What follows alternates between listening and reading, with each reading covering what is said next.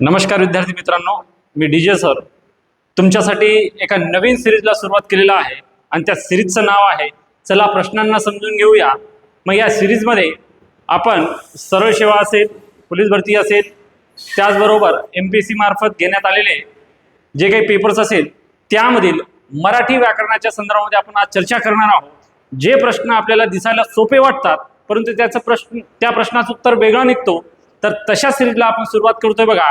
आजचा पहिला प्रश्न तुमच्यासाठी आहे। प्रश्न काय आहे बघा, आणि हा वाला प्रश्न रिसेंट मध्ये विचारण्यात आलेला आहे आणि ते वाला पुणे ग्रामीण जिल्हा पोलीसला विचारलेला प्रश्न आहे 2026 मध्ये। आणि हा प्रश्न वन लाइनर आहे, दिसायला सोपा वाटतो परंतु या प्रश्नाचं उत्तर मॅक्झिमम विद्यार्थ्यांनी चुकवले असेल आणि या प्रश्नामुळे भरपूर साऱ्या विद्यार्थ्यांचे रिझल्ट गेलेले आहेत। चला त्या प्रश्नावरती जाऊया आपण। प्रश्न काय सांगतोय बघा, प्रश्न असा आहे, खालीलपैकी कोणत्या दंत तालव्याचे उदाहरण मराठीत आढळत नाही? पर्याय क्रमांक 1 आहे च, ऑप्शन नंबर 2 आहे छ, पाय मोडलेला आहे, हलचिन्ह आहे। त्याचबरोबर पर्याय क्रमांक 3 आहे झ, पाय मोडलेला आहे, आणि ऑप्शन नंबर 4 आहे यापैकी नाही। तर या प्रश्नाचं उत्तर नेमकं काय आहे? आता भरपूर साऱ्या विद्यार्थ्यांच्या मनामध्ये वेगवेगळे उत्तर आलेले असेल। काही विद्यार्थ्यांचं उत्तर 4 असेल, 3 असेल, 2 असेल, 1 असेल। तर एक्झॅक्ट या प्रश्नाचं उत्तर काय आहे त्या प्रश्नाच्या उत्तरावरती जाण्या अगोदर मी याचं बेसिक इन्फॉर्मेशन अगोदर तुम्हाला देतोय बघा। आता बघा याच्यामध्ये काय आहे, आता दंत तालव्याचे उदाहरण कोणते नाही म्हटलेलं आहे। तर मित्रांनो च, छ, ज, झ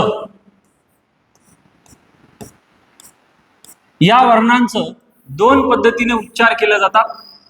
एक पहिला तुमचा आहे तालव्य उच्चार, पहिला आहे तुमचं तालव्य उच्चार,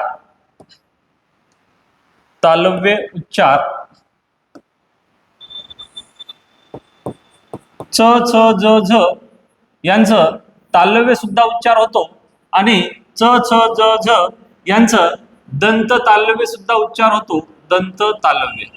आता दंत तालव्याचं दुसरं नाव आहे दंत मूलीय ध्वनी, दंत मूलीय ध्वनी। त्याचबरोबर दुसरं अजून एक नाव आहे वर्ष ध्वनी, वर्ष ध्वनी। तर बघा तालव्य कोणाला म्हणतात?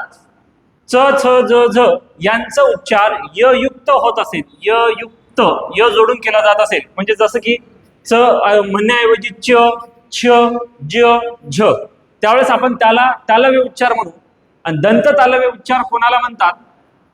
ज्या उच्चार करत असताना त्याच्यामध्ये ययुक्त उच्चार येत नसेल तर त्यावेळेस त्याला आपण काय म्हणू? दंत तालव्य।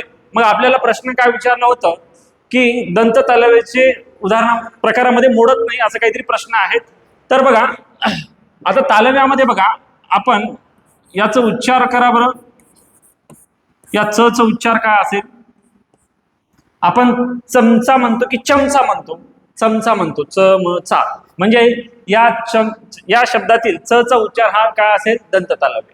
त्याचबरोबर बघा तुमचा हा वाला शब्द आहे, त्याला आपण काय वाचतो? चार म्हणतो की चार म्हणतो? तर चार म्हणतो, मग याचा उच्चार असेल तुमचं तालव्य उच्चार। हा वाला तुमचं काय असेल? तालव्य, आणि हा वाला तुमचं काय असेल? दंत तालव्य असेल, दंत तालव्य। त्याचबरोबर बघा दुसरा एक शब्द लिहितो, काय आहे? झगा। आता झगा म्हणता की तुम्ही झगा म्हणता, मग याचं ययुक्त उच्चार आहे की य न जोडता उच्चार आहे? तर हा वाला तुमचं काय असेल बघा? दंत तालव्यामध्ये जाईल, दंत तालव्यामध्ये जाईल।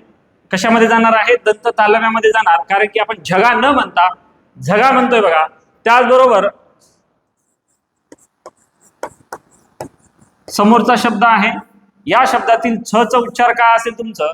तुम्ही छकुली म्हणता की छकुली म्हणता? तर आपण छकुली म्हणतो। ययुक्त उच्चार म्हणल्यानंतर हा वाला तुमचं काय असेल? तर हा वाला तुमचं तालव्य असेल।